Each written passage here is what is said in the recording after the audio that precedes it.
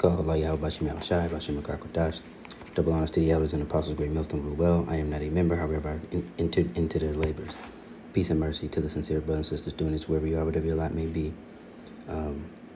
This is just a quick one that's inspired by two things. One was I did a video a couple of days ago about the Texas man that was in the prison system who was on death row for 20 years before being finally executed, and not winning any of his appeals, even though that there was strong DNA evidence and confessions. But, they decided the only good one is a dead one, right? So, and I thought about that, and it was, you weren't going to get, none of us, we will not see any true or real justice on this side because of, whom the earth was delivered unto. All right, so they hold themselves not guilty, and the only justice they respect is, none really. At this point, they don't even respect justice for their own. All right, if you're a poor E, all right, then you're in the same boat.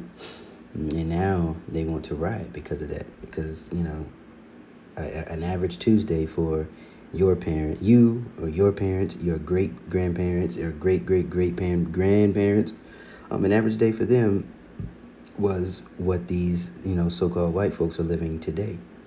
So now it's a problem. But anyway, it was that, and then I happened to see a video with Elder Yashawamba, and then Elder Apostle Gabar, and then a couple of other gentlemen that were on there. And I think it was Elder Yashawamba that said, delayed justice is not denied justice. And it fit right in with the video I did a couple of days prior. And it's true, delayed justice is not denied justice. And in that is the perfection, right? You're working on your patience. The Lord is building us, and we are as gold tried in the fire, right? And we'll get those scriptures. It's not meant to be very long, but I'm gonna get a couple of them and just speak to delayed justice does not equal denied justice. And you can't lose faith. You can't get weak or weary. No weary in well doing. All right, and well doing is the many things that you hinge your, what's the term I'm looking for? I guess you hinge your, I guess you line your life up with the scriptures, right? And you kind of compare and contrast, all right, what am I doing right according to what the scriptures say? All right, am I in line? It's like your benchmark, basically, is how you can decipher or determine whether, your well-doing is well enough, which we can never be well enough on this side, right? But, it's to the best of your ability. Whatever physically is in your hands to do so. And, of course, this picture is simply just a backdrop. It has nothing to do with what we're talking about. I just like it. So the first one I want to read here is going to be Romans 12:12, and I don't know if we're going to read it in the NIV or the NLT, but I'll start it off in the ESV, all right? And it simply says, rejoice in hope, be patient in tribulation, be constant in prayer, okay? And these are the things, those are really three very important precepts, three very important commandments that kind of encompass everything that we're going to talk about, okay? And this reads pretty much the same in the KJV, right? But it says rejoicing in hope, patient in tribulation, continuing instant in prayer.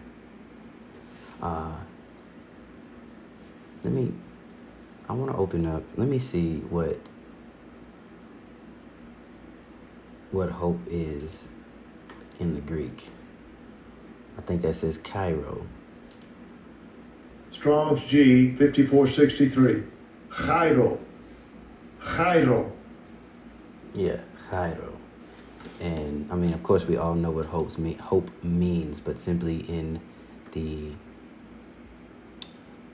context of what we're talking about here, okay? It says to rejoice, to be glad, to rejoice exceedingly, to be well, thrive, or in salutations, hail, and at the beginning of letters to give one greeting, a salute, right? So it was always, especially when it talks about those early letters from Paul and James, that we have in the New Testament. Those were the early greetings, and it was to be, that was that rejoice in hope. It was a constant reminder, right, of the good news of the gospel. And it was good news for a specific group of people who needed to hear that good news because it pertained to the situation that they were in. Fast forward to today, same thing. These scriptures, everything that we read, everything, that the scriptures that are written for time, are written for our learning, roughly paraphrase, things that are written for a time, right? All of this we take and we internalize because it is you. It is a part of you. It is encoded in you because it was by you and for you, inspired through the spirit and power of Yahweh Bashem Yahushai. But it should resonate with you because it like I said, FUBU, for us, by us, right? And it should give you that encouragement, knowing that all of the bad that we've gone through, all the bad that we've seen, that is historically proven thrice, 4, 5, 6, 7, 8, umpteenth times over, then the good is coming. But you can't be, weary in hope. Because the more and more you start to look and think, what the hell is going on? Why can't we catch a break? And I know, even in our simple days before we woke up and understood why we were in the position we're in, right? Before we understood the mysteries of the kingdom, it was always why you always wanted to know what is going on. What is wrong with us? Why can't we catch a break? Why does everybody look at us the way that they look at us? We don't drop bombs on people. We don't rape, rob, and murder. We don't steal your country. We don't destabilize your currency and your children are starving. We don't lobby against things that are for the environment just for the simple sake of money itself, for mammon, for greed. We don't do any of those things. And everything that we do to each other. Meanwhile, the true devil, the real spawn of Satan, the cancer of the earth, goes around and does all these things and are loved and beloved. But that's over now, right? He's being made bare, and you see that. If you've been on the internet for any amount of time, you can see that climate has changed. And even their own women, their tongues are falling upon themselves. So we're moving on. But Romans 12 and 12 will probably just be the title because it just encompasses everything. Rejoice in hope, patient in tribulation, all right? And that goes to James 1 and 1, letting patience have its perfect work. But it's so easy to say when you're not, when your feet are not hanging over the fire. So, you got to really meditate on the things and be humble and seek the Lord and make sure that your life is lining up. So that way, when you pray to be given the spirit to endure, you get that. You're in line with what you should be in line with. The next one was, of course, not growing weary and well-doing. I said, and I'll just read it in the ESV. This is Galatians 6 and 9. And let us not grow weary of doing good. For in due season we will reap if we do not give up. And that's the thing about the patience, right? Being patient in tribulation. There's a reward. And in Yahweh, he calls our affliction light, right? And you would think that us being in it is like, why would you say that? But in the grand scheme of things, knowing Yahweh is the author of all things, right? And he gave all of that, and he revealed it all to his son Yahushua. So that is what gave, of course, with the Spirit, what gave Yahushua and then the apostles and everybody that was put to death in that time the strength to go ahead and deal and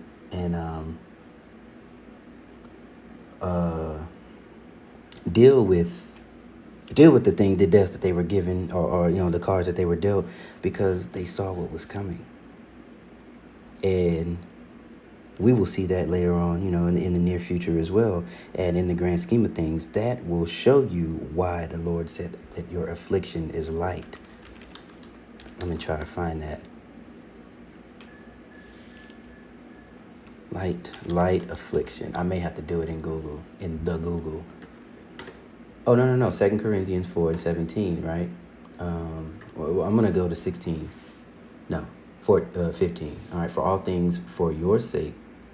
Dang. Yeah. For all things for your sake, that the abundant grace might, through the thanksgiving of many, We're bound to the glory of Yahweh. Hashem Yahushai.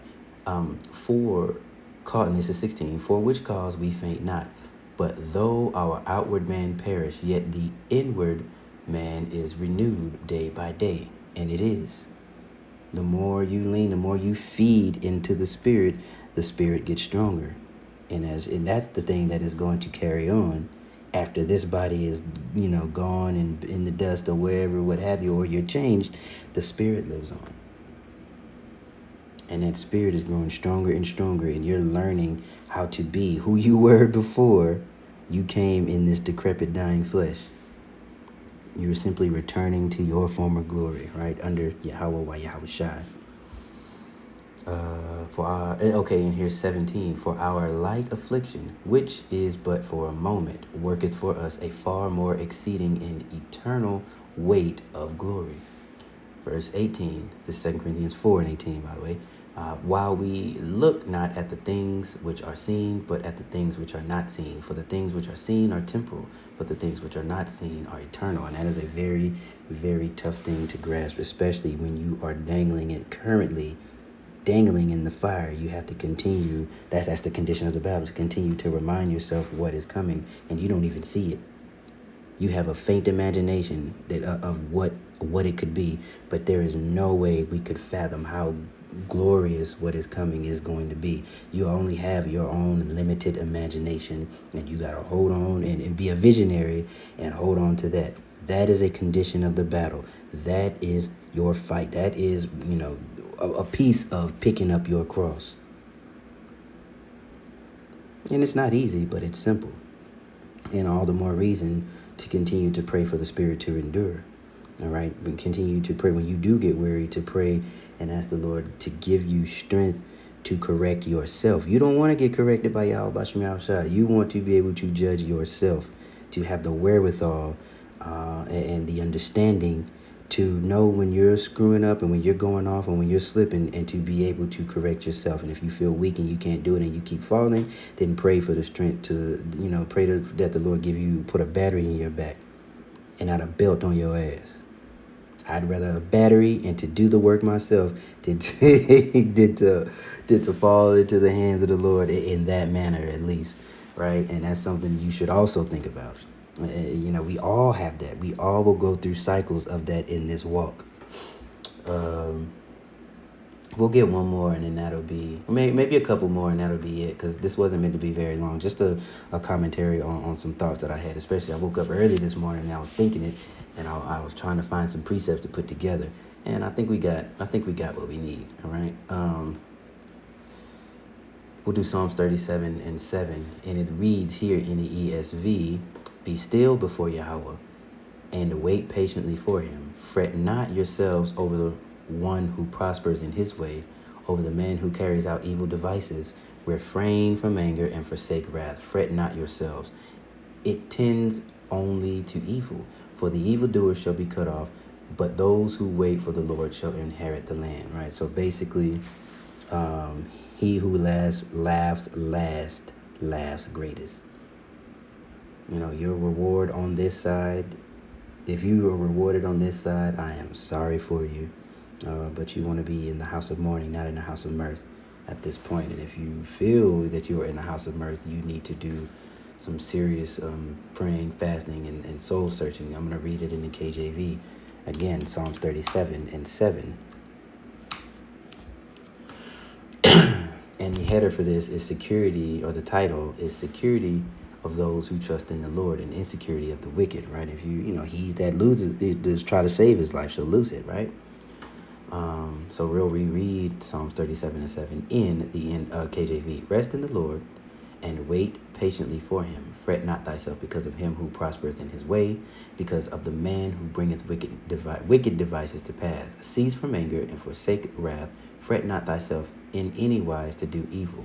For evildoers shall be cut off, but those that wait upon the Lord, they shall